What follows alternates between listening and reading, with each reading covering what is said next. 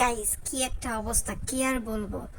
দেখেন, এখন টিকটকার মামুন নাকি হয়ে গেছে সুপারস্টার শাকিব খান থেকেও বেশি পপুলার। বসুন্ধরার রাস্তা পুরাটা ব্লক হয়ে গেছে, সে সুপারস্টার হয়ে গেছে। শাকিব খান বের হলেও এরকম এত মানুষ হয় না। এখন দেখেন তার অবস্থা। ওই দিন আসলে তার গ্র্যান্ড ওপেনিং ছিল, তো সেই ওপেনিং এ এত এত মানুষ আসছে, তার এত এত ফ্যান, টিকটকার এত ফ্যান থাকতে পারে ভাবাই যায় না। তো গ্র্যান্ড ওপেনিং মানে এত বড় করেও করছে। যাই হোক, ওপেনিং হলো, সব কিছু হলো, সুন্দরভাবে হলো, এমনকি লায়লাও চলে আসলো সেই ওপেনিংয়ে।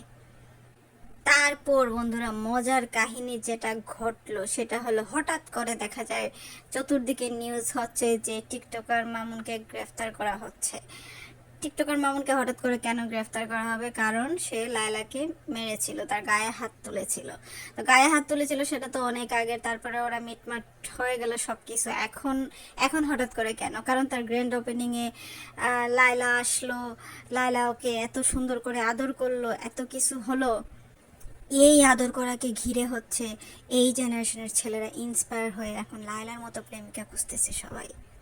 কিন্তু তারপরও হঠাৎ করে এখন কিভাবে পুরান মামলা নতুন করে সামনে চলে আসলো? এখন কেন টিকটকার মামুনকে গ্রেফতার করা হবে? এবং লায়লাও তার পেজে কন্টিনিউ গ্রেফতারের নিউজগুলো শেয়ার দিয়ে যাচ্ছে। তো ঘটনা কোত্থেকে ঘটলো? এখন আসি আসল ঘটনায়। তার আগে ছোট্ট করে একটা ভিডিও দেখে নিন।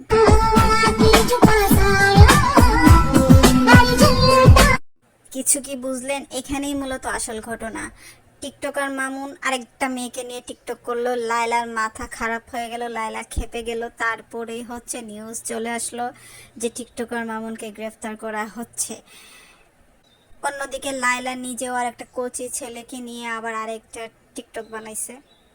এই হলো তাদের কীর্তিকলাপ, এই হলো তাদের ভালোবাসা। একদিন আগে না 2 দিন আগে সে পোস্ট করে যে একজন রাজার একজনই রানী হয়, তারপরে আবার সে তার রাজাকে গ্রেফতার করায়।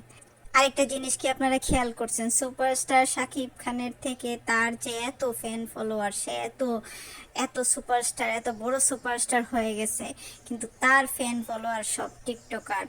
তাদের দিকে তাকায় দেখেন, সব টিকটকার প্লাস হচ্ছে থার্ড জেন্ডার, সব থার্ড জেন্ডার ওর পাশে থাকে। টিকটকার এবং থার্ড জেন্ডার হলো ওর ফ্যান ফলোয়ার। এই হলো প্রিন্স মামুনের অবস্থা।